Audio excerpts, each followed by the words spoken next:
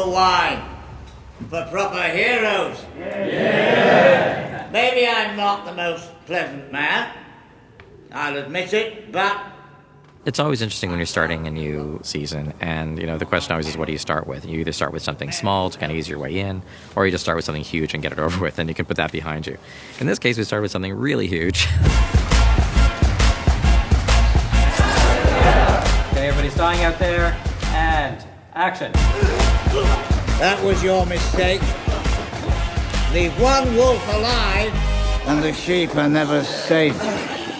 And I love that scene, because you come into this and you're like, wait a second, Walder Frey's dead. How is this possible? What's going on? I was thrilled that they'd made a full head prosthetic, which fitted my face, but I looked like David Bradley.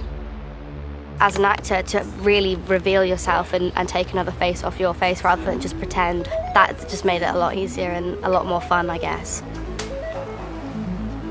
It's the actors just kind of pulling on their own skin, really. And then it's really done in cuts, where the arm movement and where you place the camera, having Walder Frey do that, and then having Arya repeat that, but from a different camera angle that looks like something's come off, and it's very effective. What makes it extremely effective is Maisie's performance, because she just sells it so beautifully. And I love the moment when she turns to Walder's wife and says, When people ask you what happened here, tell them the North remembers. I think it's a great opener for the season. I think it's a great reintroduction to Arya, where she's coming from and where she's heading.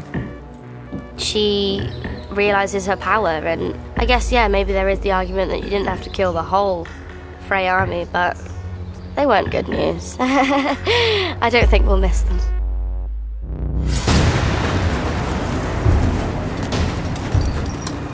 I think, starting with the Army of the Dead, basically why that's really important is that this is the common enemy. This is like the bottom line. This is what everybody in the end is going to have to face. It's the enemy that is beyond all enemies. It's like the one thing that nobody really knows how to fight. And so the big question is, are these people going to get their act together? Are they going to figure out a way to fight the big enemy, or are they going to just eat each other alive before that even happens?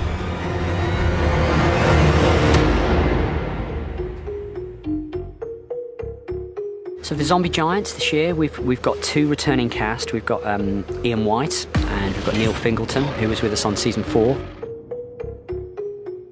They're similar makeups, but we have kind of interchangeable little bits and pieces, and we do a slightly different paint scheme. We can have different costume as well. So it's creating 4 different looks. So for the Whites, this year we decided that we'd up our game a little bit, and we've resculpted an awful lot of the zombies, their makeups. They're still very mix and match and generic, because we have a huge amount of stunt guys, but we just thought we would change things up and improve some of the sculpts. It's been a huge production line, but it's something we were able to use a few existing moulds and then make a load of new stuff as well.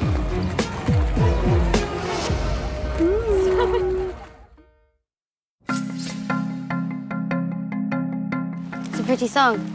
I've never heard it before. It's a new one. Ed Sheeran's got a beautiful voice, and we knew he was a fan of the show, and we knew that Maisie was obsessed with him. So we always thought it would be fun to try to get him into a Maisie scene at some point. When I first got the scene and I saw I was a Lannister soldier and it was with Maisie, I just assumed we'd all get killed at the end. Action. I don't want to steal your food. You're not stealing, we're offering. Come on, it's going to be a cold night.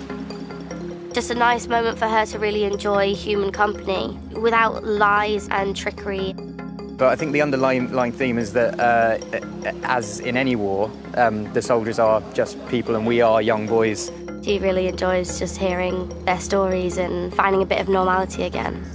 And I think she kind of realises that she can just kind of chill, let her guard down, have some food and crack some jokes. So why is a nice girl on our own heading to King's Landing? I'm going to kill the Queen.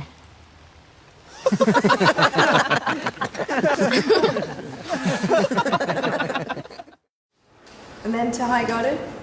Then you go to High Garden? I'm not sure how much time.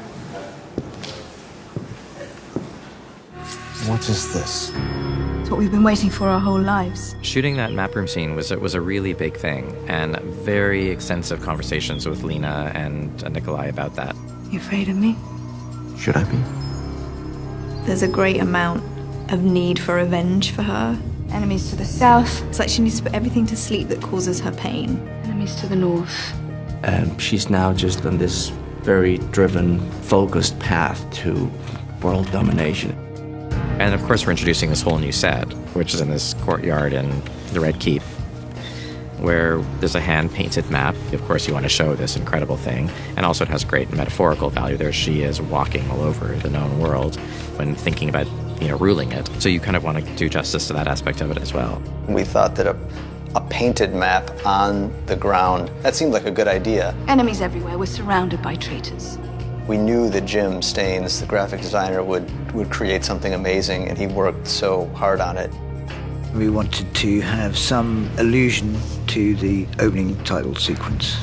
And that just meant using some of the lettering, some of the imagery, and coming up with good colors, and then working it out basically on a computer. Then we had an image which we could print out, which was the right size. Had to do pseudo-medieval drawings of towns, lots of lettering, lots of conversation with the designer especially. Then had two guys come in, Dave Packard and Greg Winters, who came in to actually paint the image that I had designed onto the floor. The man who is firmly but politely dismissed at the beginning of the scene by Jaime Lannister is indeed Jim Staines, who designed and created the map to begin with. I don't think being down on his knees for quite so long was as much fun as he thought it would be, but he did well. Very nice. Loved it. Okay, moving on. Seymour.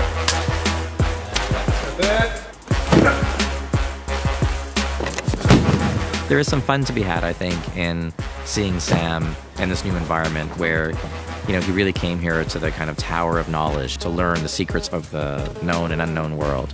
And he's really just, a cog in this machine. Sam has quite a miserable time. A man's dreams not matching up to the reality. We don't lean on montage that often in the show, partly because montages, to do them right, take a lot of time and a lot of resources. Bernie came to us at one point and she said, we've got 3.5 days scheduled for this montage, which is a long time to shoot what is maybe a 2-minute montage. In the end, when we cut the scene together, it was hilarious.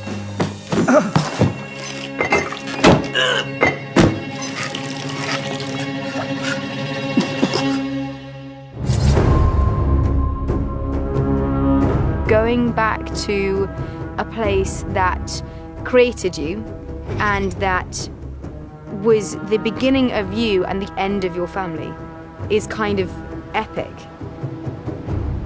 Danny coming home was a really interesting sequence, and I think what was really lovely was that doing it for Game of Thrones and doing a sequence like that, you can really do it properly. Like, you can really take your time with it. You can really give it its due as a real moment. Because there's no dialogue, it puts more weight on Amelia, who's doing all of this with her face and her actions and her movement. It puts a lot of weight on the art department because the place itself is really the other main character. The space has to be something that Daenerys feels very connected to, where everything that she's heard about is suddenly somehow in front of her. That was exciting to do, and the locations that we shot in Spain for it were absolutely stunningly beautiful. We had to find somewhere that had a certain weight and power to it. And when we arrived at Zumaya Beach, the geological formations there are so unique and so special and so interesting that they have a weight to them that I think none of us could ignore. Actually, quite often, we have to split location for the same scene. The end result was that we decided that we could do most of what we wanted to do in 2 locations, split between Spain and Northern Ireland. The arrival is shot in Zumaya. You then get up onto the platform, go up a set of stairs, and then we're on stage here in Belfast. And then once she goes through those doors here, then you pick her up again in San Juan, where she goes up the steps to the castle. Those locations together informed for me the whole design of Dragonstone. And it all came from those really unique rock formations, which are so, so special and very unique just to that part of the world.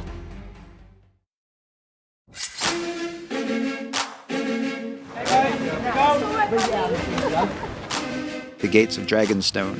It's probably going to be on film for about 30 seconds, but so much detail and work went into this set. 2 giant dragon heads were carved by our sculpting team, with the most beautiful, big, massive doors that were designed and built here. The locations in Spain had that very strong rock formation, that very strong strated look. And we were able to bring in those beautiful geological formations in those side corridors. We had to use the rocks from the location. We sent out a team of plasterers to Spain. They took impressions of the stone. And from those, we created moulds, and we used those rocky shapes to create the shapes of the corridors in the cave. There's that kind of physical, geological journey that we were able to design. And then that all culminated in the throne room, where we had to create like a new architecture.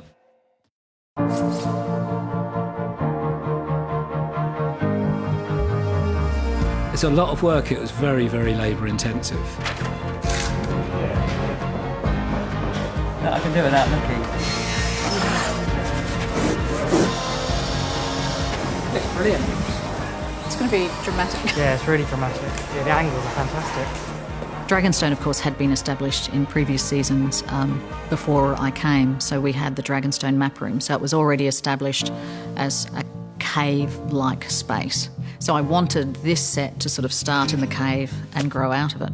And then we were able to bring in those beautiful geological formations in that throne, you know, the Dragonstone throne, which I think is, you know, a really powerful sort of statement.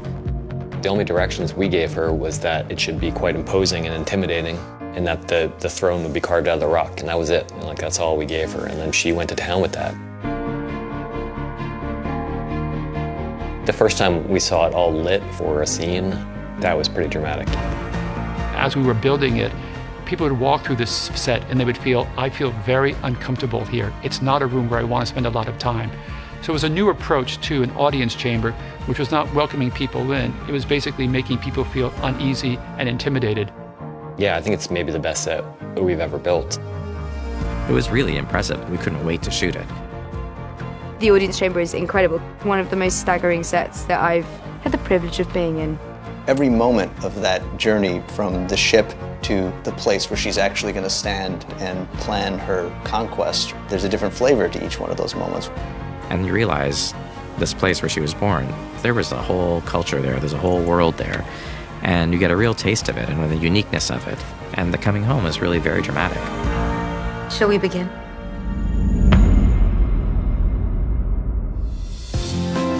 Game of Thrones tüm sezonlarıyla Bein Connect'te.